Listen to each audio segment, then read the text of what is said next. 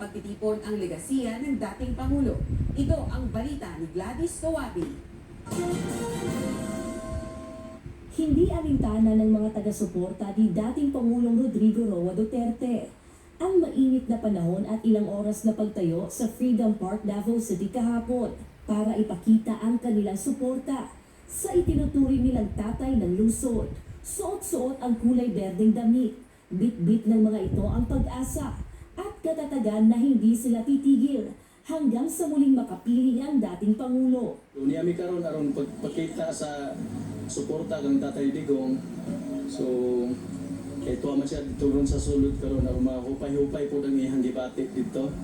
So ang kining among gihimo karon pagsuporta alang sa kalambuan sa tong nasod. Ang among gilauman karon ma'am nga makabot unta ang mustisya sa nahitabo ni Tatay Digong karon. Ami karon diri aron i-celebrate ang adlaw nga natawan sa atong mayor, former President Rodrigo Duterte.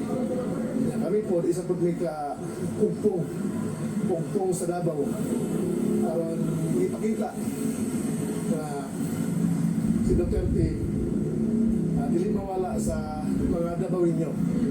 Sa unahan to karon makagawas na si Rodrigo Duterte para makita na siya sa iyang pamilya kung giningaw na po ang mga Davaoenyo sila. Ipay ka ito ba ito sa daghang tao yung nasuporta sa atong presidente. Unta makagawas si Rodrigo Duterte atong ka-presidente guy na kana lang magnaot ni nga gusto na mo mabago dyan na unta wala na yung mga pareho nga ni ba nga daghan kay mga dili maayo mga binungkatan. Kasabay ng pagdiriwang ng ika-80 kaarawan ng dating Pangulo, sentro sa isinagawang Solidarity Rally kahapon, ang legasiya ni dating Pangulong Rodrigo Duterte mula sa pagiging kaibigan, isang leader, at isang family man. Marami sa mga ito ang nagbahagi ng kanilang mensahe at nagkwento ng kanilang karanasan kung paanong nagmarka sa kanilang buhay ang dating Pangulo. Kasama na rito ang kanyang anak na si Davao City Mayor Baste Duterte at kilalang kaalyado na si Senator Ronald Bato de la Rosa. Sa pagharap ni Mayor Baste sa libo-libong Davaoenyo, ipinaabot nito ang lubos na pagpapasalamat hindi lamang sa mga Davaoenyo, kundi maging sa lahat ng mga Pilipino sa iba't ibang bahagi ng bansa at abroad dahil sa kanilang mainit na pagsuporta sa kanilang pamilya. Morning, dili na kayo sa lisod para namo kaming pamilya, kaming mga anak o mga apo, bihang yung mga igsoon nga niya. Di na kayo lisod na isa mo nga wa siya karon kay naaman mo. Salamat kaayo kita. Di ko wa ko mo expect, wa ko magtuo nga siguro gyud akong amahan maing tao gyud siguro. Kay ba mo o kay ba to nga ni ata nag-celebrate sa birthday masuko to. Di man to gana siya. Hindi man ito kapiling ang kanyang ama sa kaarawan nito. Naniniwala siyang hindi nawawala sa puso ng mga tao si dating Pangulong Duterte. Ko ni nga butang sa mga di lalim na mapreso mo man. Pero sige lang kay gipili man na niya nga kinabuhi. Ug tan-aw pod nako wa man gid siya mawa sa tuwa. Oh, naa siya sa itong mga kasing-kasing. Para di mapaong ang gibilin niya, nga ligasiya niya. Tumana lang tanan niyang giingon. Kita mga Davaoenyo, disiplinado, buotan, o musukol gyud para sa kung unsay sakto o tama. Sa kapila ng nangyayari ngayon, sinabi ni Mayor Baste na magpapatuloy ito magsiservisyo sa publiko at nangakong patuloy na ipatutupad ang patas na batas sa lungsod. Gladys Tuwabi, UNTV News and Rescue. Diyos ang aming sandigan, serbisyo publiko ang aming pinahahalagahan.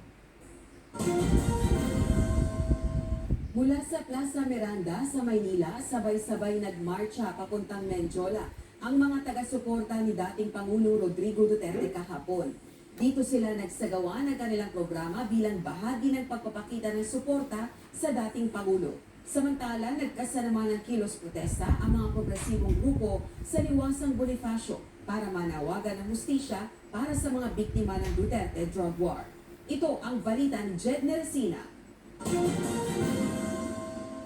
Suot ang kulay green na damit, bitbit ang mga tarpaulin at Philippine flaglets. Dumagsa kahapon ang mga taga-suporta ni dating Pangulong Rodrigo Duterte sa Menjola sa Maynila. Ito ay bilang pakikiisa sa isinagawang prayer rally kasabay ng pagdiriwang sa 80th birthday ng dating Pangulo.